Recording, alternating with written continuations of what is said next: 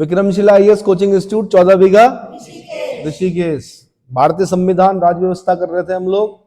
हम संविधान के भाग 5 में पहुंच चुके हैं। तो क्या करना है कि जब आप संघीय कार्यपालिका पढ़ोगे ना, तो यूनियन एग्जीक्यूटिव पढ़ोगे, या जब आप भाग 5 पढ़ोगे, उससे पहले बेर एक्ट में जितने भी आर्टिकल हैं मोटे मोटे, उनको क्या करना है, आपने याद करना है। क्या करना है? याद करना है। तो पहले मैं बेर एक्ट से बता देता हूं कि क्या करना है। तो भाई भाग 5, संविधान के भाग 5 में क्या लिखा हुआ? संघ लिखा हुआ, द यूनियन। क्या लिखा हुआ है? द यूनियन लिखा हुआ है। ठीक है। भाग 5 में द यूनियन आर्टिकल शुरू होता है 52 से लेकर 151 तक। कहां तक होता है? फिर उसके चैप्टर पढ़ने हैं आपने। चैप्टर 1 में क्या है? चैप्टर 1 में भाई द एग्जीक्यूटिव, यानी कार्यपालिका, राष्ट्रपति और उपराष्ट्रपति, executive, president and vice president. Article 52 से 78 तक क्या होता है? राष्ट्रपति और उपराष्ट्रपति, कार्यपालिका, राष्ट्रपति और उपराष्ट्रपति होता है। फिर आपने चैप्टर 2 पढ़ना है। चैप्टर 2 में क्या है? संसद, पार्लियामेंट। कहां से कहां तक? 79 से लेकर 122 तक। कहां तक? 122 तक। उसके बाद आपने चैप्टर 3 पढ़ना है, अध्याय 3 पढ़ना है उसका। भाग 5 का चैप्टर 3 है, अध्याय 3। उसमें पढ़ना है legislative power of the president और power of president to promulgate ordinance, यानी राष्ट्रपति की विधायी शक्ति या राष्ट्रपति की अध्यादेश जारी करने की शक्ति। आर्टिकल 1, 2, 3 पढ़ना है। फिर आपने पढ़ना आगे चलकर, हाँ जी, अध्याय 4 में पढ़ना है यूनियन जुडिशरी। यूनियन जुडिशरी का मतलब होता है सुप्रीम कोर्ट, और उससे संबंधित जो भी आर्टिकल होंगे वो आपके 124 से लेकर 147 तक होंगे। उसके बाद आपने चैप्टर 5 पढ़ना है। चैप्टर 5 में होगा CAG, comptroller and auditor general of India, नियंत्रक और महालेखा परीक्षक। आर्टिकल 148 से लेकर 151 तक। अब पहला काम क्या करना है आपने? सीधे किताब में मत कूद जाया करो। कुछ बच्चे क्या होते हैं, सीधे लक्ष्मीकांत में कूद गए, परीक्षा वाणी में कूद गए, या यूथ कंपटीशन टाइम्स की किताब में, या घटना चक्री किताब में कूद गए। सीधे मत कूदा करो। पहले बेर एक्ट के आर्टिकल याद करो। पहले सिर्फ हेडिंग याद करो। फिर उन हेडिंगों के अंदर क्या लिखा हुआ, ज्यादा डिटेल में मत जाओ, क्योंकि टफ होती है लैंग्वेज भाई। क्या होती है? इतनी टफ लैंग्वेज में नहीं लिखना आपने, पर मोटा मोटा हर आर्टिकल क्या बोलना चाह रहा है ये पता होना चाहिए। तो मैं दोनों को साथ लेकर चलने का प्रयास कर रहा हूं, क्योंकि हमने पहले क्या पढ़ना है? संघीय कार्यपालिका पढ़नी है। जैसे हम आर्टिकल 52 में जाएंगे तो भारत का राष्ट्रपति है ना, भारत का एक राष्ट्रपति होगा, इतना ही लिखा हुआ है। बैरक में कितना लिखा हुआ? भारत का एक राष्ट्रपति होगा।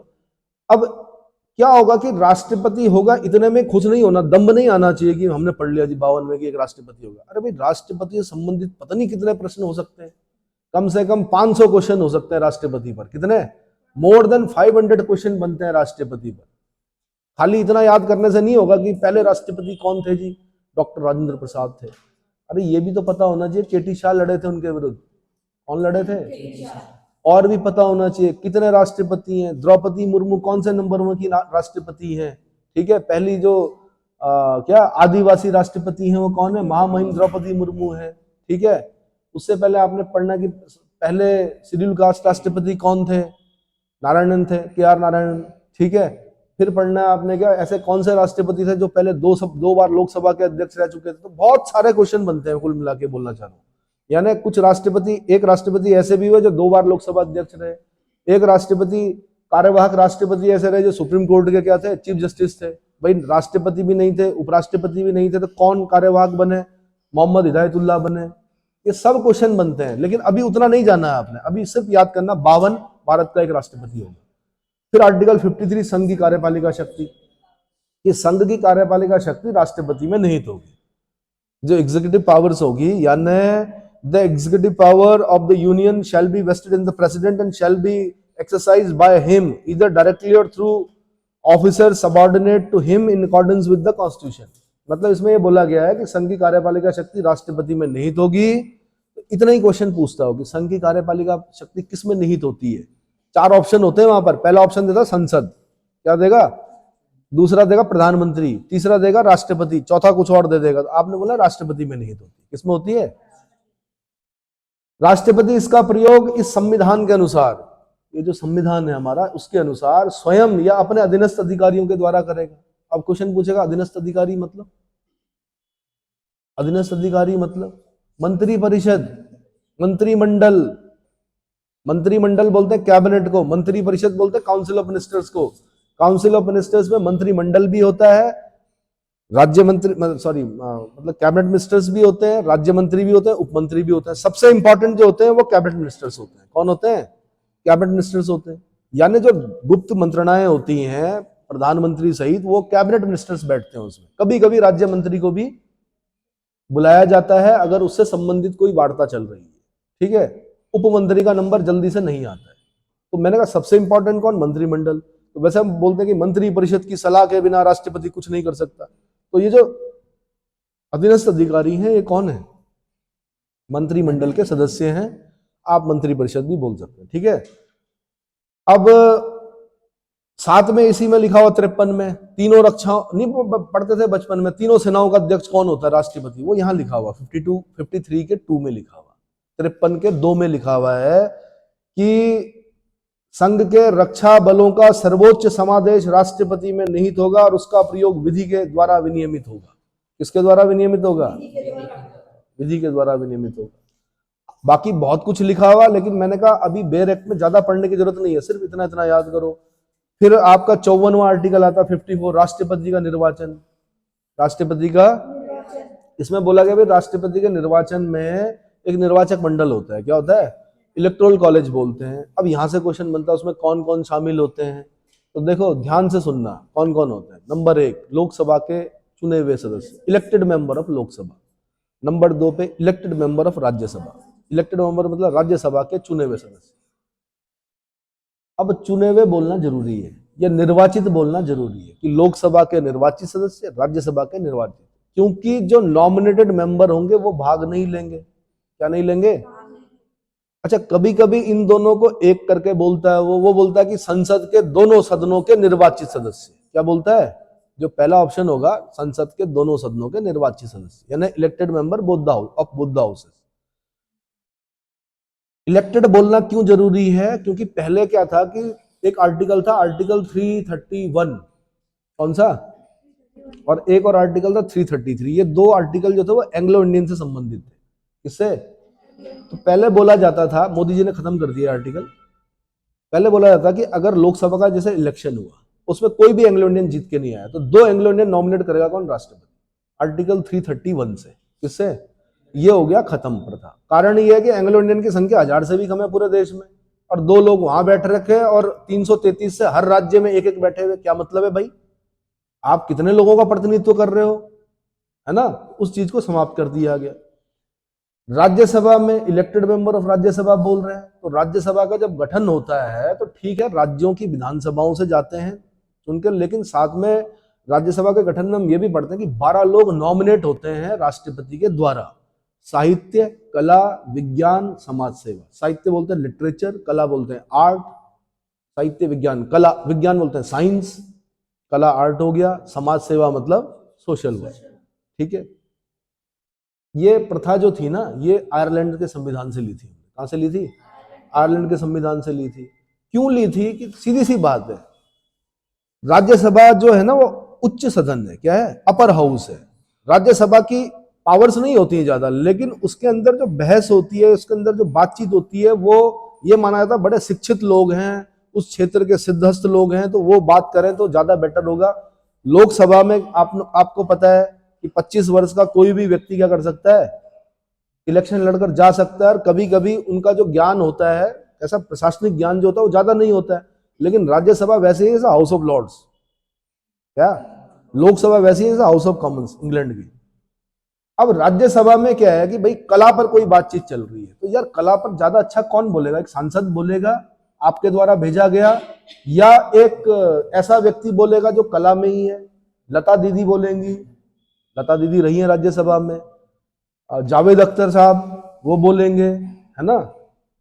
और क्या नाम है, अमिताभ बच्चन जी की वाइफ का नाम क्या है? जया बच्चन। जया बच्चन जी बोल सकती कला में, या और कोई और कला का क्षेत्र जो होगा। साइंस में कौन बोल सकता है? साइंस में मेघनाथ शाह बोलेंगे जो वैज्ञानिक होंगे। साइंस की जब बात आएगी तो हर सांसद को थोड़े पता है कि यार ये आर्टिफिशियल इंटेलिजेंस क्या होता है। माना उस पर कोई बहस चल रही है, उस पर कोई एक्ट आ रहा है, उस पर कोई कुछ आ रहा है, तो उस पर कौन अच्छा वो दे सकता है? एक साइंटिस्ट दे सकता है। तो लोकसभा भी क्या करती है, अगर वहां से कुछ अच्छा आया तो उसको ग्रहण करने की कोशिश करती है कि हाँ भाई राज्यसभा में ऐसी ऐसी क्या हुई है। समझ में आया? तो मैंने कहा संसद के दोनों सदनों के निर्वाचित सदस्य, यानी आपने अलग अलग भी बोलना, elected member of Lok Sabha, elected member of Rajya Sabha, हो गया।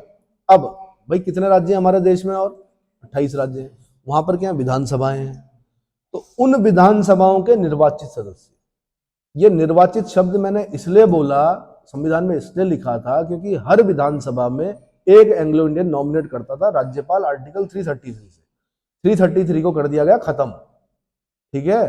तो माना दोबारा अगर कुछ हो गया ऐसा नॉमिनेटेड वाला सिस्टम, इसलिए पहले ही बोल दिया उन्होंने, सिर्फ निर्वाचित सदस्य भाग लेंगे राष्ट्रपति के इलेक्शन में। कौन लेंगे? ठीक है। तो सारे राज्यों की विधानसभाओं के निर्वाचित सदस्य क्या करेंगे? भाग लेंगे। किसमें? राष्ट्रपति के इलेक्शन में। फिर बोला गया कि भाई पहले नहीं देते थे, दिल्ली में विधानसभा थी, पुदुचेरी में विधानसभा थी, तो पहले नहीं देते थे इलेक्शन में, भाग नहीं लेते थे। लेकिन क्या हुआ कि बाद में बोला गया दिल्ली, राष्ट्रीय राजधानी क्षेत्र दिल्ली और यूनियन टेरिटरी पुदुचेरी विधानसभा के निर्वाचित सदस्य भी क्या करेंगे? भाग लेंगे राष्ट्रपति के इलेक्शन में। अब कौन सा संविधान संशोधन है वो सब मैं बाद में बताऊंगा आपको, ठीक है। 70वां संविधान संशोधन 1992, यानी 1992 से पहले दिल्ली वाले भाग नहीं लेते थे। 1992 के बाद वो भी इलेक्शन में भाग लेने लगे। अब तब तक आपने सुना होगा वो 370 खत्म हो गई। भाई जम्मू कश्मीर और लद्दाख दोनों क्या बन गए? क्या बन गए? यूनियन टेरिटरी बन गए। तो जम्मू कश्मीर में तो बड़ा वो है ना, तो विधानसभा राज्य था, विधानसभा थी, तो हो सकता है जम्मू कश्मीर में भी क्या हो? इलेक्शन हो। अभी हो सकता है, वैसे तो माननीय उच्चतम न्यायालय ने बोल दिया राज्य का दर्जा दो भाई जम्मू कश्मीर को, क्या करो और इलेक्शन कराओ वहां पर। तो हो सकता है पहले राज्य का दर्जा ना दें, लेकिन यूनियन टेरिटरी के रूप में वहां पर हो सकता है विधानसभा के इलेक्शन हो, तो हो सकता है वहां के भी इलेक्टेड मेंबर क्या करेंगे? हो सकता क्या होगा? इलेक्टेड मेंबर वो भी क्या करेंगे? भाग लेंगे राष्ट्रपति के इलेक्शन। यानी राष्ट्र राजधानी से दिल्ली, पुदुचेरी, जम्मू कश्मीर विधानसभा के निर्वाचित सदस्य क्या करेंगे? कौन नहीं लेंगे? तो पहले पढ़ते थे हम, अब जरूरत नहीं है पढ़ने की। वो 2 एंग्लो इंडियन नहीं लेंगे 331 से जो जाते थे। वो 333 वाले, वो सारे एंग्लो इंडियन 28 राज्यों में जो जाते थे वो नहीं लेंगे, पहले पढ़ते थे। अब दोनों खत्म हो गए, 331 333 दोनों खत्म हो गए, तो जरूरत नहीं है उसे पढ़ने की। साथ में पढ़ेंगे हम कि राज्यों की विधान परिषदें, जिन राज्यों में विधान परिषद है उसके सदस्य भाग नहीं लेंगे। क्या नहीं करेंगे? वो भाग नहीं लेंगे, ठीक है। और कौन नहीं लेंगे? तो जो नहीं लेंगे वो भी याद करना, जो लेंगे वो भी याद करना, क्योंकि क्वेश्चन ऐसे ही पूछेगा ना, कौन नहीं लेता है। तो एक ऑप्शन होगा राज्यों की विधान परिषदों के चुने हुए सदस्य, और आप फंस जाओगे उसमें। तो विधान परिषद, लेजिस्लेटिव काउंसिल के लोग भाग नहीं लेते। इतना समझ में आ गया? कहां लिखा हुआ? 54 में लिखा। कहां लिखा हुआ? बल्कि एक बार उन्होंने फंसाने के लिए ऐसा क्वेश्चन पूछा कि कौन ऐसा है जो राष्ट्रपति के इलेक्शन में भाग लेता है लेकिन राष्ट्रपति के महाभियोग में भाग नहीं लेता? बोलो भाई। देखो, जब राष्ट्रपति में महाभियोग लगता है ना, तो लोकसभा राज्यसभा में लगता है खाली। किस पर लगता है? क्या राज्यों की विधानसभाओं से पूछा जाता है? नहीं पूछा जाता। तो राज्यों की विधानसभाएं महाभियोग में भाग नहीं लेती। जब महाभियोग यानी इम्पीचमेंट लगेगा राष्ट्रपति पर, उस समय सिर्फ संसद का काम होता है इम्पीचमेंट लगाना। किसका? संसद का। जब इलेक्शन हो रहा था तब राज्यों की विधानसभाओं के भी वोट डलवाए जा रहे थे राष्ट्रपति के लिए, लेकिन जब उसको हटाया जा रहा था राष्ट्रपति को, तब राज्यों की विधानसभाओं से, दिल्ली पुदुचेरी विधानसभाओं से नहीं पूछा गया। यानी विधानसभाएं भाग नहीं लेती हैं किसमें? महाभियोग में, लेकिन इलेक्शन में भाग लेती हैं। समझ में आ गया? इस तरह क्वेश्चन पूछे जाते हैं। राष्ट्रपति के निर्वाचन की रीति भाई बड़ा इंपॉर्टेंट आर्टिकल है, 55वां आर्टिकल बोलता है, यहां पर बोलता है कि जहां तक साध्य हो राष्ट्रपति के निर्वाचन में भिन्न भिन्न राज्यों के प्रतिनिधित्व के मापमान में एक रूपता होगी। अब क्या होगा, जब मैं इसको डिटेल में पढ़ा रहा हूँ ना, तो वहां पर फॉर्मूले बताऊंगा। क्या होता है कि जैसे सबसे पहले राष्ट्रपति के इलेक्शन में एक तो ऐसे नहीं पड़ता कि हाथ पे लगा दिया, कमल पे लगा दिया, ये नहीं होता है। राष्ट्रपति के इलेक्शन में प्रायोरिटी दी जाती है, 1 2 3 4, 4 लोग खड़े हुए, मैंने फर्स्ट प्रायोरिटी नहीं दी, सेकंड थर्ड फोर्थ ऐसे दी जाती है, ठीक है। दूसरा क्या होता है राष्ट्रपति के इलेक्शन में कि जो विधायक होते हैं ना, उनके मत का मूल्य होता है, सांसद के भी मत का मूल्य होता है। अब भाई सांसदों के मत का मूल्य जब निकाल रहे होते हैं, एक फॉर्मूला लगाते हैं हम, उससे सांसद का मत मूल्य निकल जाता है। टोटल सांसद गिने जाते हैं लोकसभा प्लस राज्यसभा, लोकसभा प्लस राज्यसभा। अब उनका मत मूल्य जब निकाला जाता है तो माना टोटल जो हुए वो कितने हुए, 545 प्लस 245, कितने, 545 या 543 प्लस 245, इनको जोड़ा, गुणा कर दिया हमने उनके मत मूल्य से, बराबर इज इक्वल टू क्या आ गया, कुछ आ गया, माना एक्स आ गया। क्या आ गया? अब क्या होता है, ऐसे ही जो विधानसभाएं होती है राज्यों की, क्या होती है, सुन लो भाई ध्यान से, राज्यों की जो विधानसभाएं होती हैं उनके विधायकों का भी मत मूल्य होता है। क्या होता है? अच्छा, कुछ राज्यों का विधायक, जो कुछ राज्यों के विधायकों के मत मूल्य बहुत ज्यादा होते हैं और कुछ राज्यों के विधायकों के मत मूल्य बहुत कम होते हैं, डिपेंड करता है जनसंख्या पर। उत्तर प्रदेश के विधायक का मत मूल्य सबसे ज्यादा होता है। क्या होता है? और जो छोटे छोटे राज्य हैं, सिक्किम हो गया, गोवा हो गया, इनके विधायकों का मत मूल्य बहुत कम होता है। इसलिए राष्ट्रपति के इलेक्शन में पहले ही पता चल जाता है कि कौन राष्ट्रपति बनने वाला है।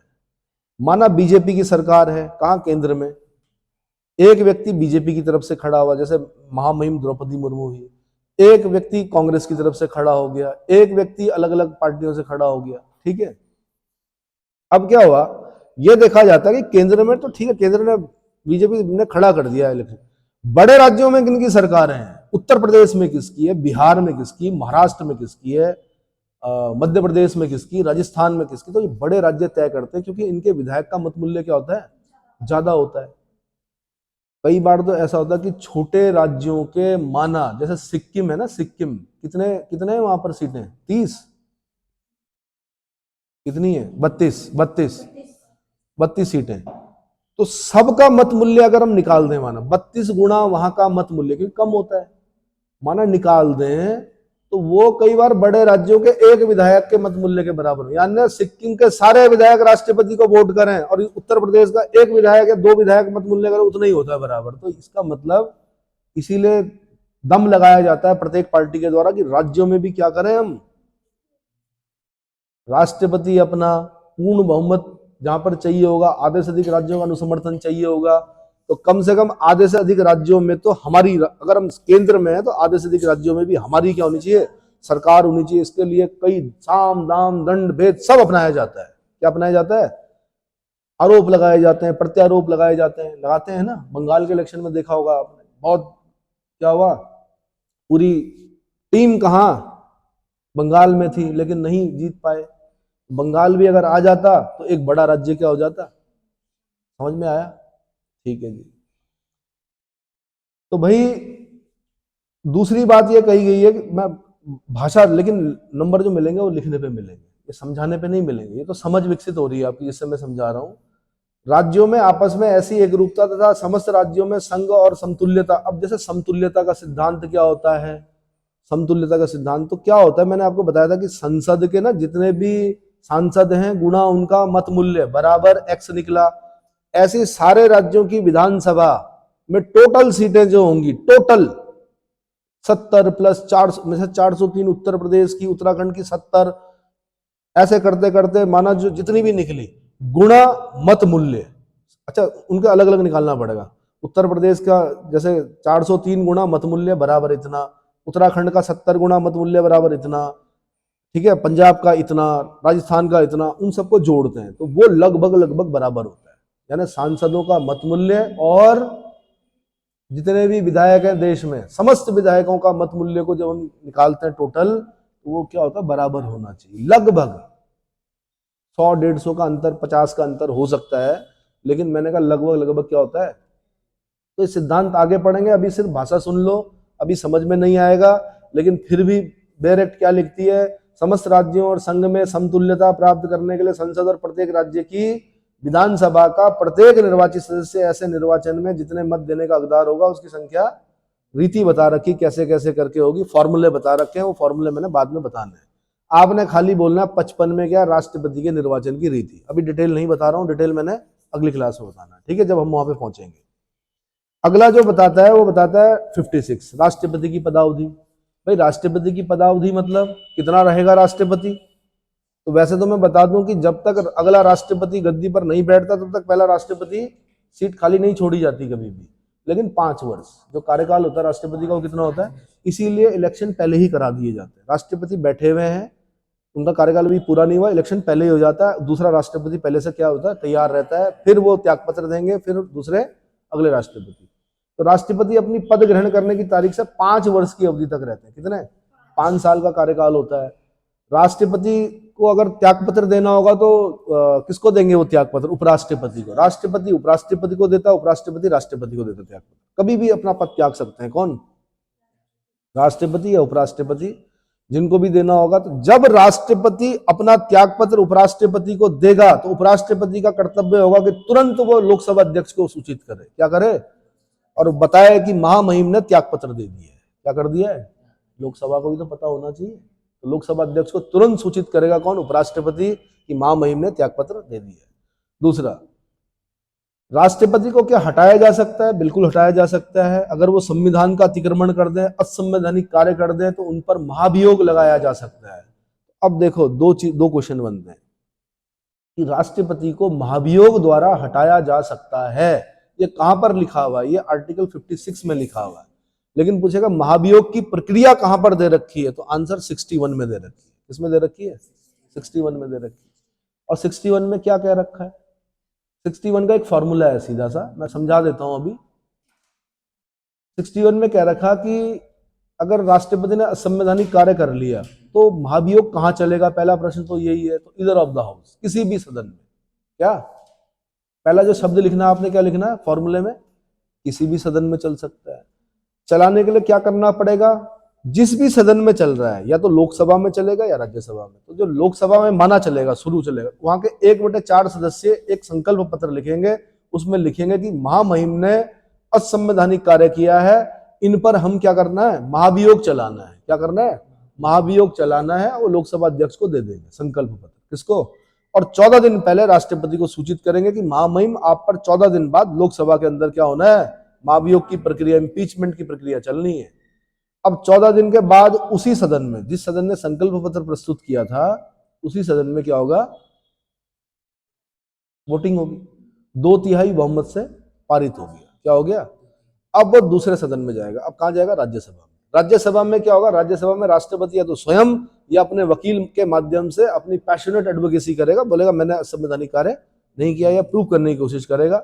लेकिन अगर माना राज्यसभा में भी क्या होता है, 2/3 बहुमत से प्रस्ताव पारित हो जाता है कि भैया इंपीचमेंट लगेगा, तो समझ लीजिए इंपीचमेंट की प्रोसेस पूरी हो गई, राष्ट्रपति को त्यागपत्र देना ही पड़ेगा। तो फॉर्मूला क्या बना? Either of the house, 1/4 member of the house, फिर लिखना 14 दिन पूर्व सूचना, फिर बोलना आपने 2/3 बहुमत से उसी सदन में, फिर बोलना आपने दूसरे सदन में एडवोकेसी कर सकते हैं राष्ट्रपति स्वयं या अपने वकील के माध्यम से, फिर 2/3 बहुमत से दूसरे सदन में। इस प्रकार इंपीचमेंट किया, पूरा क्लियर हो गया। तो जो प्रोसेस दे रखी वो कहां दे रखी? आर्टिकल 61 में दे रखी। कहां दे रखी? अरे भैया समझ में आया? देखो भाई, ध्यान दोगे तो बोर्ड की जरूरत नहीं पड़ेगी।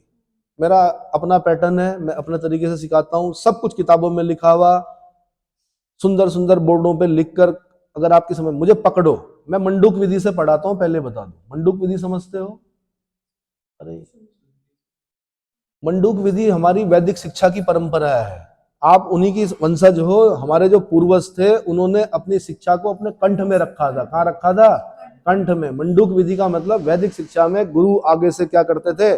बोलते थे, उसके पीछे से स्टूडेंट क्या करते थे? टटराते थे। टटराते थे मतलब मेंढक टटराते हैं। तो गुरु ने एक मंत्र बोला, शिष्यों ने उस मंत्र को क्या किया? तब तक टटराया जब तक कि क्या ना हो गया? याद ना हो गया। जब तक क्या ना हो गया? याद ना हो गया। ठीक है? भ्रमरा मधुमिच्छन्ति मलमिच्छन्ति मक्षिका, जैसे मैंने बोला, अब आप पीछे से बोलोगे भ्रमरा मधुमिच्छन्ति मलमिच्छन्ति मक्षिका। फिर मैं बोलूंगा सज्जना गुणमिच्छन्ति दोषमिच्छन्ति पामरा। क्या बोलेंगे? तो क्या होता था कि तब तक रटना है आपने जब तक कि आपके कंठ में और मस्तिष्क में नहीं बैठ जाता। जो मैंने श्लोक बोला उसका मतलब यह है कि भ्रमरा मधुमिच्छन्ति, भंवर जो होता है वो मधु की तरफ जाता है। भ्रमरा मधुमिच्छन्ति, मलमिच्छन्ति मक्षिका, जो मक्खी होगी वो मल पे जाती है। सज्जना गुण मिच्छन्ति, सज्जन लोग जो होंगे वो गुण को क्या करेंगे? ग्रहण करेंगे। दोष मिच्छन्ति पामरा, जो दुष्ट होंगे वो क्या करेंगे, दोष ढूंढेंगे। क्या ढूंढेंगे? इसके माध्यम से सांकेतिक भाषा में मैंने आपको आगाह भी कर दिया कि जो मैं बताना चाह रहा हूं उसको समझो, ठीक है। तो मंडूक विधि से क्या होता था कि भाई आक्रांता है, उन्होंने जला दिया, नालंदा जला दिया, विक्रमशिला जला दिया, पता नहीं सारे मोन्यूमेंट्स तोड़ दिए, सारी किताबें पुस्तकें क्या कर दी, जला दी, हमेशा क्या रहे, ग्रसित रहे हम लोग। तो क्या हमारी शिक्षाएं खत्म हुई? नहीं हुई, क्योंकि उन लोगों की वजह से खत्म नहीं हुई जिन्होंने अपने मस्तिष्क और कंठ में क्या कर रखा था। तो शिक्षा को आपने अपने कंठ और मस्तिष्क में रखना है। क्या रखना है? तो जब मैं बोल रहा हूं तो अब टटराने की तो आपको अनुमति नहीं है, लेकिन दिमाग में घुमाना उसी को। कौन सा आर्टिकल बोला था? 56वां बोला था। क्या बोला था? राष्ट्रपति की पदावधि बोली थी। क्या बोली थी? राष्ट्रपति की पदावधि बोली थी। क्या बताया था पदावधि में? 5 साल बताया था जी। क्या बताया था? अपनी जिस दिन पद ग्रहण करेंगे तब से लेकर 5 साल तक क्या रहेगा, अवधि रहेगी। और क्या बताया था? बताया था कि असंवैधानिक कार्य कर देंगे तो क्या होगा, इम्पीचमेंट लगेगा। इम्पीचमेंट कहां पर लगे? इम्पीचमेंट की प्रोसेस कहां होगी? आर्टिकल 61 में होगी। 61 में क्या कह रखा? क्या कह रखा? ईदर ऑफ द हाउस संकल्प पत्र 1/4 सदस्य साइन करेंगे, संकल्प पत्र बोलेंगे असंवैधानिक कार्य कर दिया राष्ट्रपति महामहिम ने, हम उनको हटाएंगे या इम्पीचमेंट लगाएंगे। 14 दिन पूर्व सूचना देनी पड़ेगी राष्ट्रपति को। 2/3 बहुमत से पहले सदन में, यानी उसी सदन में जिसमें संकल्प पत्र लाया गया था उसमें क्या होगा, पास होगा। फिर क्या होगा, 2/3 दूसरे सदन में राष्ट्रपति अपनी एडवोकेसी करेगा खुद या वकील के माध्यम से, और उस दूसरे सदन में 2/3 बहुमत से अगर हो गया पास तो समझ लो राष्ट्रपति बाध्य क्या करने के लिए, क्या पत्र देने के लिए। खत्म तो हो गया। याद हो गया? जिन्होंने ध्यान से सुना होगा उनको याद होगा, जिन्होंने अपना ध्यान भंग किया होगा उनको याद नहीं होगा। क्लियर हो गया? तीसरी बात लिखी हुई, राष्ट्रपति अपने पद की अवधि समाप्त हो जाने पर भी तब तक पद धारण करता रहेगा जब तक उसका उत्तराधिकारी पद ग्रहण नहीं कर लेता। राष्ट्रपति की सीट खाली नहीं रखी जाती देश में। माना ऐसा हो जाए कि 5 साल कुछ कारण हो जाए, राष्ट्रपति का कार्यकाल पूरा हो जाए, 1 महीने तक मेरे ख्याल से माना दूसरा राष्ट्रपति न बैठ पाए, कुछ ना हो, तब तक वो अपने पद, 5 साल है लेकिन ऐसा नहीं कि 5 साल बाद आपको एकदम वो कर दे। जब तक दूसरा व्यक्ति नहीं बैठा तब तक वो अपने पद पर बना रहेगा। इतना समझ में आ गया? आर्टिकल 57 पूछा भाई राष्ट्रपति कितनी बार निर्वाचित हो सकता है, तो बोल रखा पुनर्निर्वाचन के लिए पात्रता। तो क्वेश्चन जब पूछा यूपीएससी ने कि किसी राष्ट्रपति पद के लिए कोई व्यक्ति कितनी बार चुना जा सकता है, आंसर कितनी ही बार, कितनी ही बार। पर हम देख रहे हैं कि डॉक्टर राजेंद्र प्रसाद के अलावा कोई भी 2 कार्यकाल नहीं कर पाया। परंपरा बन गई, एक बार बनते हैं भाई। जैसे अमेरिका था ना, 1929 में तीसा की मंदी आई। क्या आई? तीसा की मंदी आई। अब तीसा की मंदी से उबारना था पूरी, पहले तो अमेरिका को उबारना था, और जब अमेरिका में मंदी रिसेशन आता है पूरा विश्व उसकी चपेट में आ जाता है। क्या आ जाता है? तो फ्रैंकलिन डी रूजवेल्ट थे वहां के राष्ट्रपति। क्या थे? उन्होंने लीगल इलीगल सारे तरीके अपनाए उन्होंने मंदी से बाहर निकलने के लिए। केस भी चले उन पर, जज मर गए पर केस खत्म नहीं हुए। 4 कार्यकाल तक रहे वो राष्ट्रपति। कितने? 4 कार्यकाल, यानी 4 को 16 साल तक राष्ट्रपति रहे हो। कौन? रूजवेल्ट। वहां के संविधान में संशोधन करना पड़ा भाई, 2 बार से ज्यादा कोई नहीं बनेगा। इसीलिए आपने देखा ट्रम्प तैयारी कर रहे हैं कहाँ, अमेरिका में, कि अब दूसरी बार भी मैं क्या करूंगा, है ना। इसको बोलते हैं युवा। क्या बोलते हैं? He is retired but not tired. बूढ़े हैं हमारे देश के हिसाब से, बूढ़े हैं लेकिन अपना को नहीं मानते बूढ़े। अभी दोबारा राष्ट्रपति बनने की सोच रहे हैं। और यहाँ कुछ लोग हैं जो बोल रहे, अरे सर हम तो 25 साल के हो गए, अब क्या होगा, है ना। तो क्या होगा, तो सबसे बुरी चीज होती कंपटीशन में आई क्विट। क्या होता है? हाँ नहीं हो रहा, बिल्कुल ऐसा, बिल्कुल पल्ले ही नहीं पड़ रहा, काला अक्षर भैंस बराबर, 1 साल लगा दिया आपने, कुछ हो ही नहीं रहा, तब तो फिर एक बार के लिए बोला जा सकता है या आपके अंदर दूसरी योग्यता है। निम्न मध्यम वर्ग से हो, पैसा लगा नहीं सकते, तो पुस्तकें ही आपकी मित्र है भाई। अगर आपको राजा बनना है तो आपको क्या करना पड़ेगा, पुस्तकों का सहारा लेना पड़ेगा। ठीक है। अब ये मत पूछना कि गुरुजी आप क्यों नहीं बने राजा। तो ठीक है, हम राजा ही हैं यहाँ के। कहाँ के? खुश है ना, जो खुश है वो राजा है, प्रसन्न है, आप लोगों के साथ प्रसन्न है। ठीक है। आपको बनाना है, क्योंकि किसी ने पूछा था, राजा ने किसी लोहार से पूछा, यार इतनी अच्छी तलवार बनाते हो, चलानी आती है? उसने कहा नहीं, मैं लोहार हूं, मैं क्या करता हूं, तलवार बनाता हूं, चलाना आपका काम है। क्या है? मैं अच्छी तलवार बना सकता हूं इसलिए मैं तलवार बना रहा हूं। आपने चलाना है, युद्ध लड़ने हैं, देश क्या करना है, आपने बचाने हैं और अपना विस्तार करना है देश को, आप भी करो, ठीक। तो भैया ये समझ में आ गया पुनर्निर्वाचन कितनी ही बार बोलना आपने कि राष्ट्रपति पद के लिए कोई व्यक्ति कितनी बार निर्वाचित हो सकता है, भाई तो कितनी ही बार हो सकता है, क्या हो सकता है। फिर क्वालिफिकेशन दे रखी है 58 में, राष्ट्रपति निर्वाचित होने के लिए क्वालिफिकेशंस, अर्हताएं क्या हैं, अर्हताएं समझते हो, जैन धर्म में भी सुना होगा आपने, अर्हताएं, योग्य है जो अर्हताएं, तो कुछ नहीं भाई, बहुत आसान है, सुनो। भारत का नागरिक आप सब लोग हैं, 35 वर्ष की आयु आपकी किसी की नहीं है, 35 वर्ष की आयु प्राप्त करते ही आप राष्ट्रपति बन सकते हैं, ठीक है। लोकसभा का सदस्य निर्वाचित होने के लिए अर्हत होने चाहिए आप, ये 3 जो है वो क्या है।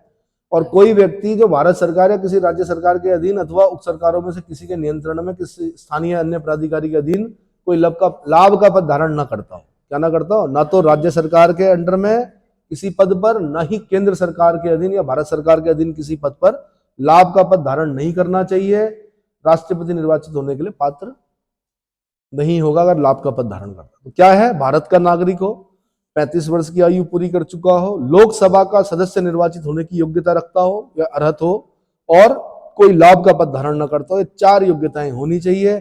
सुनने में बड़ा आसान लगता है, लेकिन राष्ट्रपति ऐसे नहीं बना जाता, ठीक है।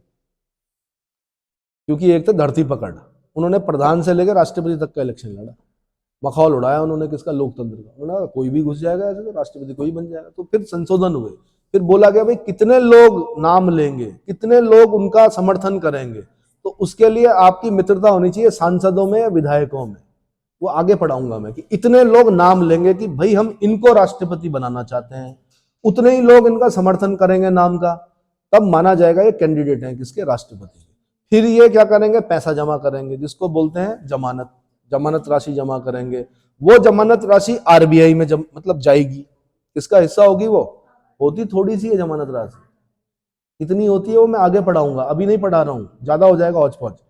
कितनी होती है वो आरबीआई में, ये यूपीएससी ने पूछा कहां जमा करनी पड़ती है, answer reserve bank of India में जमा करनी पड़ती है। अब अगर इन्होंने कोटा प्राप्त नहीं किया, एक परसेंटेज प्राप्त नहीं किया वोटिंग का, तो इनकी जमानत जब्त हो जाएगी। जमानत जब्त मतलब वो पैसा वापस नहीं मिलेगा, पैसा कुछ है, थोड़ा सा है, राष्ट्रपति पद के हिसाब से क्या थोड़ा सा पैसा है, वो कितना है,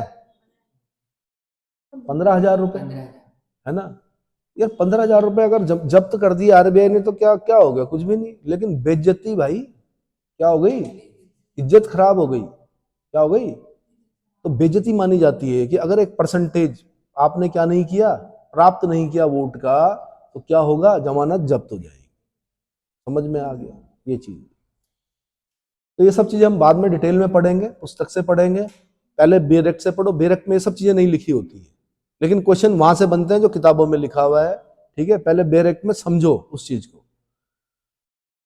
अच्छा भाई, अच्छा कोई राज्यपाल है, क्या वो राष्ट्रपति का इलेक्शन लड़ सकता है? हाँ लड़ सकता है। राज्यपाल का पद क्या लाभ का पद नहीं होता है? तो नहीं होता है, नहीं होता है। सांसद का पद लाभ का पद नहीं होता है, विधायक का पद लाभ का पद नहीं होता है, राज्यपाल का पद लाभ का पद नहीं होता है। इनको लाभ के पद की श्रेणी से क्या किया गया है, बाहर किया गया है। उपराष्ट्रपति का पद लाभ का पद नहीं होता है।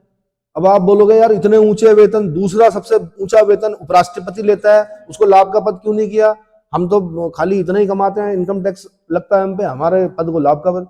भैया ऐसा होता है, एक बार क्या हुआ, राष्ट्रपति ने मृत्यु हो गई राष्ट्रपति की, उपराष्ट्रपति ने क्या कर दिया, राष्ट्रपति का कार्यभार ग्रहण किया। तब तक क्या हुआ, राष्ट्रपति के इलेक्शन होने थे, उपराष्ट्रपति ने कहा मैं भी लड़ूंगा, क्या करूंगा, मैं भी इलेक्शन लड़ूंगा। तो उस समय तक ये प्रावधान नहीं था, उन्होंने कहा अब लड़ने के लिए कॉन्स्टिट्यूशन में लिखा हुआ था भाई लाभ का पद नहीं होना चाहिए। उस समय उपराष्ट्रपति का पद क्या था, लाभ का पद होता। उन्होंने उपराष्ट्रपति के पद से त्याग पत्र दे दिया, उन्होंने कहा मैं राष्ट्रपति का इलेक्शन लड़ूंगा। अब क्या होगा, दोनों चीजें खाली हो गई, राष्ट्रपति की मृत्यु हो गई, उपराष्ट्रपति जो कार्यवाहक बन रहे थे उन्होंने कहा मैं तो राष्ट्रपति का इलेक्शन लड़ूंगा। अब एक संकट उत्पन्न हो गया। तो कॉन्स्टिट्यूशन में तो शुक्र लिखा हुआ था कि जब ना राष्ट्रपति हो ना उपराष्ट्रपति हो, तब चीफ जस्टिस ऑफ इंडिया क्या करेंगे, उस पद को संभालेंगे। तो तब फिर मोहम्मद हिदायतुल्लाह जो है पहले ऐसे चीफ जस्टिस हैं जिन्होंने क्या, इसको बोलते हैं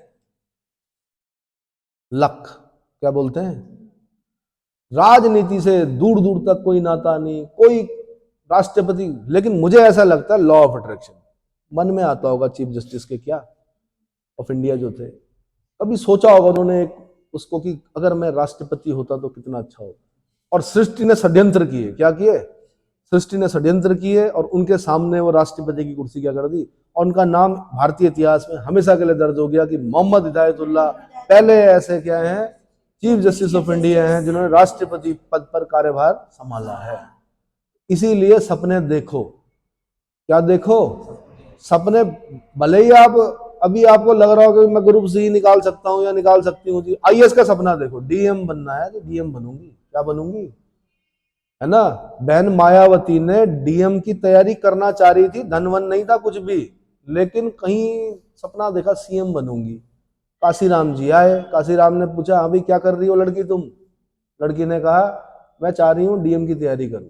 काशीराम जी ने कहा अगर मैं तेरे को सीएम बना दूं तो क्या चाहिए था, एक दिन बहन मायावती सीएम बनी उत्तर प्रदेश। सपना देखो, डीएम का देखो, सीएम का देखो, राष्ट्रपति का देखो। आप ही लोगों ने तो बनना है, किसने बनना है, अंतरिक्ष से थोड़े आएंगे। तो नहीं बोलते कि 24 घंटे में एक समय ऐसा होता है जब आपकी जिह्वा पर सरस्वती विराजमान होती है। तो बुरी बात मत बोला करो मुंह से, किसी को मत बोलो गो टू हेल, क्या पता नरक में चला जाए। आपने क्या बोलना है, आपने हमेशा अच्छी बात बोलनी है, सीएम बनना है, डीएम बनना है, ये बनना है, वो बनना है, ठीक है। क्या पता किसी दिन अचानक से बोल दें आपको कि अब आप देश के नए विधि मंत्री हो, क्योंकि संविधान पर आपकी बहुत अच्छी पकड़ है। अब आप क्या हो, विधि मंत्री हो। आप बोलोगे मैंने तो इलेक्शन लड़ाई नहीं जी, मैं तो किताबों के बीच में थी या था। तो बोले कोई नहीं, 6 महीने के अंदर आपसे हम इलेक्शन लड़वा के आपको जितवा भी देंगे, आप विधि मंत्री हो अपने देश के, क्या हो, ठीक है। सपने देखो भाई अच्छे। अच्छा, फ्रस्ट्रेट नहीं होना है फिर, मोर एक्सपेक्टेशंस लीड्स टू फ्रस्ट्रेशन। ज्यादा एक्सपेक्ट करने के बाद क्या होता है, फ्रस्ट्रेट होता आदमी। सपने ऐसे ही देखने हैं कि ठीक है ये मान के चल रहा है एक दिन पूरा होगा ये सपना। डीएम का सपना देख लिया, मन में पूरा विश्वास रखना है एक दिन ये पूरा करना है। क्या करना है, पूरा करना है। होता है तो ठीक, नहीं भी होता तो ऐसे तो है नहीं कि लाइफ समाप्त हो जाती है। बहुत अच्छा जीवन जीते हैं लोग, जो डीएम नहीं है वो भी बहुत अच्छा लाइफ जीते हैं, ठीक है भाई। राष्ट्रपति मैंने बता दिया आपको, क्या पद के लिए शर्तें अब आगे। राष्ट्रपति संसद के किसी सदन का या किसी राज्य के विधानमंडल के किसी सदन का सदस्य नहीं होगा। अब आपने बोला अभी थोड़ी देर पहले तो बोला कि सांसद लाभ का पद नहीं होता है। अगर वो जीत गया तो तुरंत त्यागपत्र देना पड़ेगा। ऐसे नहीं होगा कि वो क्या पौड़ी संसदीय सीट से सांसद भी है और साथ में राष्ट्रपति भी है, ऐसा नहीं होगा। उसको तुरंत त्यागपत्र देना पड़ेगा संसद के उससे, तब वो क्या करेगा, राष्ट्रपति पद को ग्रहण करेगा। तो संसद के किसी सदन का या किसी राज्य के विधानमंडल के किसी सदस्य का सदस्य नहीं होगा, और यदि होगा तो त्यागपत्र देगा। यदि होगा तो क्या होगा, त्यागपत्र देगा। राष्ट्रपति कोई लाभ का पद धारण नहीं करेगा।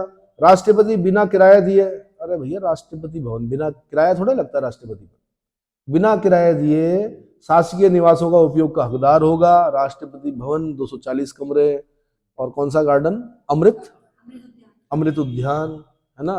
अंगरक्षक दाढ़ी वाले, आपने देखो कैवलरी जो होती है घोड़े पर, बग्गी, 26 जनवरी को देखा होगा, है ना।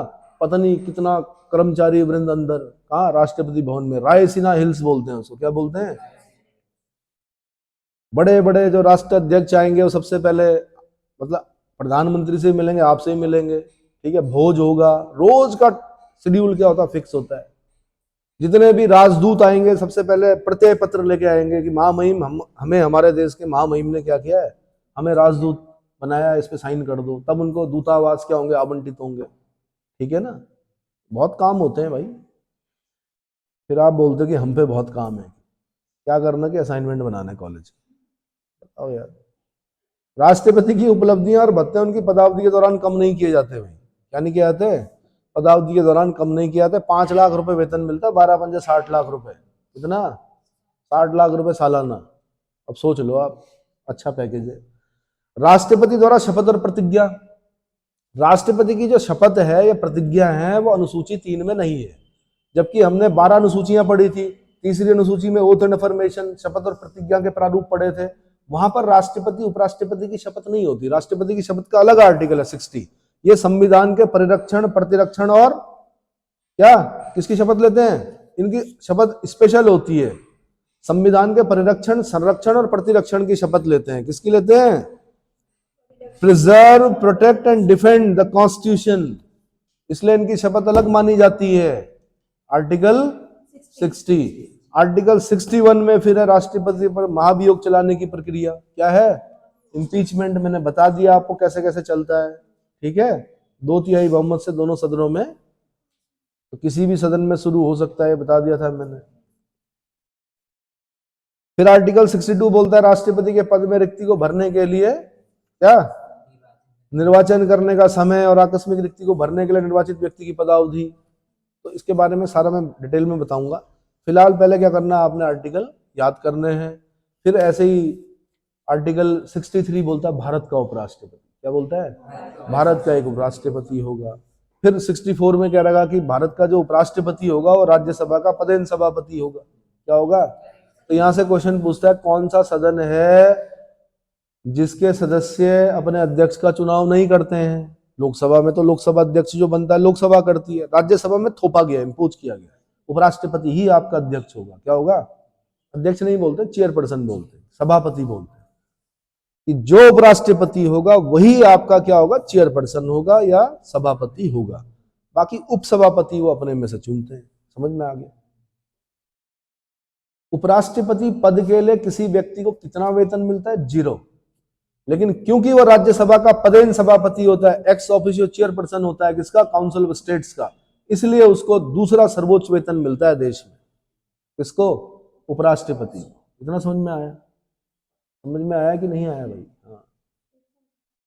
अरे मंथ का, साल का भी लगा लो। सबसे ऊंचा वेतन राष्ट्रपति का है, उसके बाद उपराष्ट्रपति का है। ठीक है, कितना है वो समय समय पर चेंज होता रहता है। एक चीज ध्यान रखना,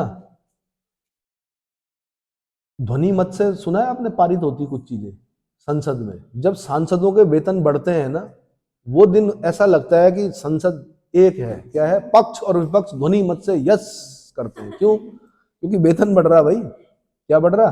बाकी हमेशा लड़ते रहेंगे, लेकिन जब सांसदों के वेतन बढ़ेंगे, पेंशन बढ़ेगी, तो तब आप सुनेंगे क्या? ध्वनि मत में मतलब सबसे ज्यादा जो यस की आवाज आती है वो उस दिन आती है। अरे भैया हमारे लिए भी कर लो कुछ, बेरोजगारों के लिए ध्वनि मत से क्या कर दो? पारित कर दो बच्चों के लिए। बूढ़े होते जा रहे हैं बच्चे। उम्मीद है समझ में आया होगा। ध्वनि मत से पारित, है ना? तो भारत का एक उपराष्ट्रपति होगा, आर्टिकल 63 कहता है। आर्टिकल 64 कहता है कि उपराष्ट्रपति राज्यसभा का पदेन सभापति होगा। ये मैंने बता दिया। ठीक है।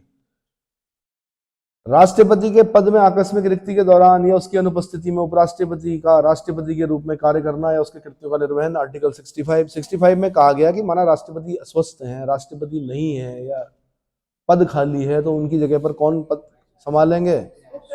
उपराष्ट्रपति संभालेंगे।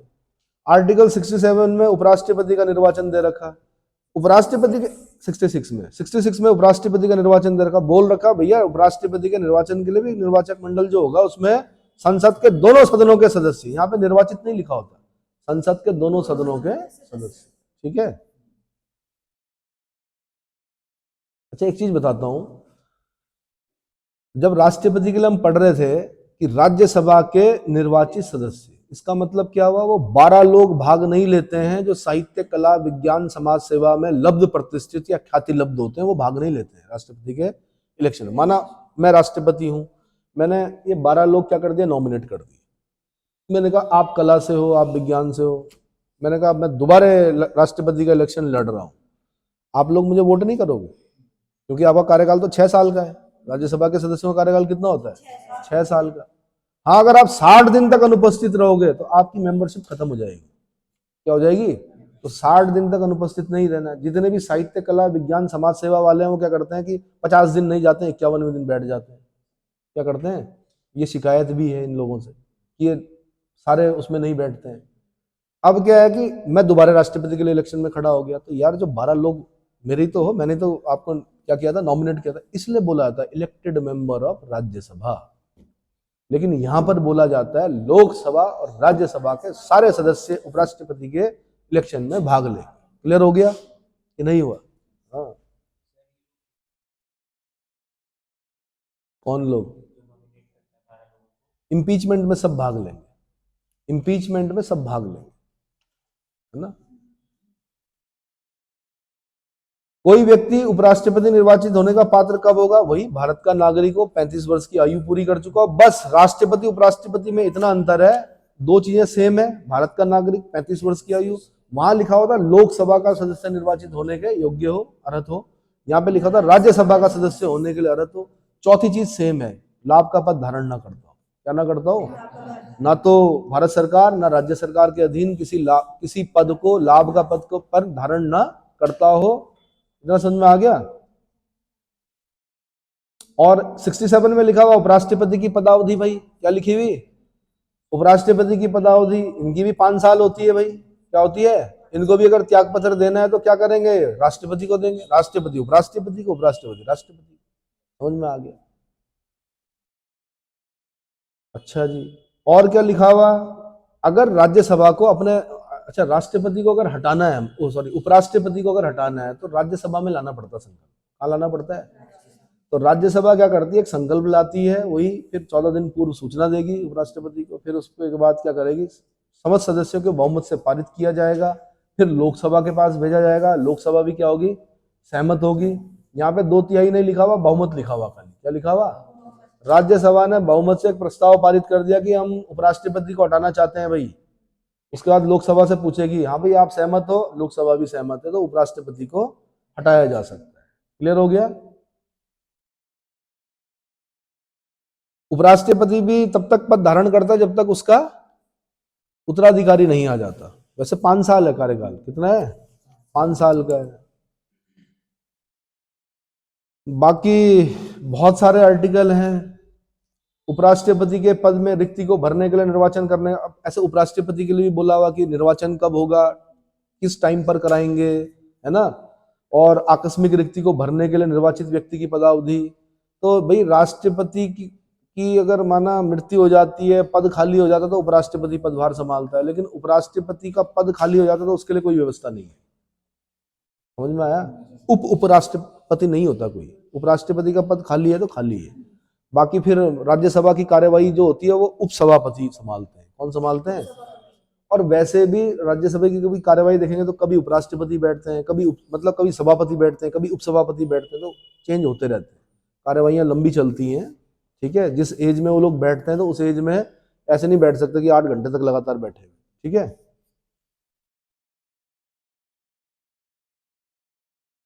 चलो जी, और लिखा हुआ उपराष्ट्रपति शपथ लेते हैं भाई। क्या लेते हैं? वो भी शपथ लेते हैं। तो याद कर लिया करो इन शपथ को, क्या पता एक दिन सच में ले रहे हो आप शपथ। क्या ले रहे हो भाई? कमला हैरिस को थोड़े मालूम था कि एक दिन मैं अमेरिका के उपराष्ट्रपति बनूंगी। ये सोच के थोड़े गए होंगे उनके पूर्वज यहाँ से, एक दिन हमारा बच्चा उपराष्ट्रपति बनेगा अमेरिका। या इंग्लैंड में कौन है वो, ऋषि सोनक, उनके जब पूर्वज यहाँ से गए होंगे सोच के थोड़े गए होंगे कि हमारा एक दिन पोता परपोता पोता जो है वो एक दिन क्या बनेगा, ब्रिटेन का प्रधानमंत्री बनेगा। तो थोड़ा सा पॉजिटिव सोचा करो, क्या पता one day the day will come when you will make the day. राष्ट्रपति और उपराष्ट्रपति के निर्वाचन से संबंधित संक्षिप्त विषय आर्टिकल 71 में दे रखे भाई। माना राष्ट्रपति और उपराष्ट्रपति के निर्वाचन के संबंध में शंका उत्पन्न हो जाती है, विवाद हो जाता है, निर्णय कौन करेगा? उच्चतम न्यायालय करेगा। कौन करेगा? उच्चतम न्यायालय करेगा। उच्चतम न्यायालय का विनिश्चय अंतिम होगा। अब ये नहीं बोलेंगे कि हम international court of justice the Hague में जा रहे, नहीं जा सकते, क्योंकि लिखा हुआ उच्चतम न्यायालय का निर्णय जो होगा वो क्या होगा। एक बड़ी बात लिखी हुई 71 में, कोई व्यक्ति राष्ट्रपति बन गया या उपराष्ट्रपति बन गया, निर्वाचित हो गया, और पता चलता है कि बाद में कुछ गड़बड़ हुई है। क्या हुई है? गड़बड़ हुई है। 3 महीने बाद ये फैसला आता है कि राष्ट्रपति का जिस पद पर वो व्यक्ति बैठा है उसको अविधि मान्य कर दिया, मतलब सॉरी उसको शून्य कर दिया जाता है। बोला था भाई ये घपला हुआ है, इसमें क्या हुआ है। तो 3 महीने में उसने कई चीजें साइन की होंगी, कई जो एक्ट होंगे वो साइन किए होंगे, कई हो सकता है अध्यादेश भी जारी किए होंगे, बहुत सारे काम किए होंगे ना। अब उन कामों का क्या होगा? क्या वो जीरो माने जाएंगे? नहीं, वो अविधि मान्य नहीं होंगे। क्या नहीं होंगे? आर्टिकल 71 में ये बड़ी चीज है, 71 के 2 में ये लिखा हुआ कि जो भी कार्य उसने किए हैं पहले 3 महीने, माना 3 महीने रहा वो राष्ट्रपति, जिस पर बाद में आरोप लगा कि भाई कुछ धांधली हुई है, तो उसके द्वारा किए गए सारे कार्य विधि मान्य होंगे, अविधि मान्य नहीं होंगे। अविधि मान्य मतलब अविधि मान्य नहीं माना जाएगा, माना जाएगा कि जो किया वो ठीक था। अब ये थोड़ा सा संविधान इस पे मौन है कि ऐसा क्यों लिखा इन्होंने, है ना। ये तो वैसे ही हो गया। कैसे कि आप घपले से सरकारी नौकरी में गए, है ना, और आपने 2 साल तक नौकरी की, वेतन खाया, बढ़िया मजे किए, आपने पकड़े गए 2 साल बाद, और हम बोले कि ना ना अभी अविधि मान्य नहीं होगा उनका काम, और जो भी वेतन है वो कोई नहीं, खा लिया जो खा लिया, उसको क्या करो, मिट्टी डालो। ये गड़बड़ है ना, नहीं है। पर क्योंकि उस पद की गरिमा है, उस सीट की गरिमा है, इसलिए अविधि मान्य नहीं किया जाता। आप अगर पकड़े गए तो फिर तो सरकार आपसे सारी सैलरी क्या करेगी, वसूल करेगी, और वैसे भी हो जाएगा, घर बार सब बेचना पड़ेगा केस लड़ते लड़ते, जेल भी जाओगे, नौकरी से भी जाओगे। इसलिए ईमानदारी से करना जो भी काम करना, ठीक है। तो हाकम सिंह के चक्कर में मत पड़ना, ठीक है।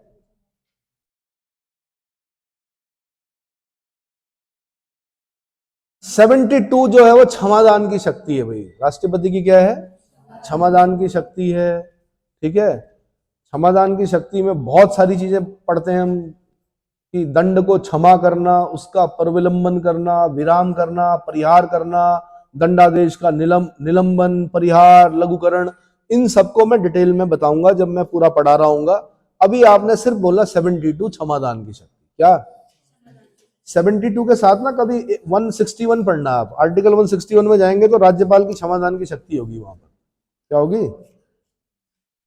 आपसे कभी पूछ लिया किसी ने कि भाई क्या अंतर है दोनों में, राष्ट्रपति भी क्षमा कर रहा, राज्यपाल भी क्षमा कर रहा, आपने बोला राज्यपाल मृत्यु दंडादेश को क्षमा नहीं कर सकता, राष्ट्रपति मृत्यु दंडादेश को क्या कर सकता है? क्षमा कर सकता है। लेकिन राज्यपाल राज्यपाल ज्यादा से ज्यादा ये कर सकते हैं कि लघुकरण कर सकते हैं। या सुना होगा आपने 26 जनवरी में इतने कैदी उनके अच्छे व्यवहार के कारण उनको छोड़ दिया गया, इतना कर सकते हैं, समझ में आया? या उनका जो सश्रम कारावास है उसको उन्होंने क्या कर दिया, सामान्य कारावास में क्या कर दिया, तब्दील कर दिया, क्योंकि उनका बिहेव जो था अंदर अच्छा था। वैसे भी कानून सुधारने के लिए होता है, अगर आदमी अंदर जाके सुधर गया है, ठीक है, बढ़िया है ना। फांसी इसीलिए सभ्य देशों में कैपिटल पनिशमेंट नहीं होता है, ठीक है। लेकिन क्या करें फिर, कुछ लोग ऐसे होते हैं जिनको देनी पड़ती है फांसी। तो 2 धड़े होते हैं, एक बोलता नहीं फांसी होनी चाहिए, दूसरा धड़ा होता है कहता फांसी नहीं होनी चाहिए। अब एक दिन डिबेट कराएंगे इस पर कि फांसी होनी चाहिए कि नहीं होनी चाहिए। तो भाई मैं 72 तक पहुंच चुका हूं, अगली क्लास में बताऊं? ठीक है, अगली क्लास में आगे का बताऊंगा, ठीक है।